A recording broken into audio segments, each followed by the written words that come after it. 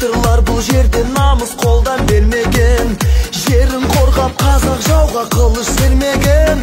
Қазақстаным, Қазақстаным, ал қазір мақтаныш бізге қазақ даласы. Байлығы молдағы бар жау жүрек баласы, арманға бастаған құрылған көп қаласы. Қазақстаным, Қазақстаным.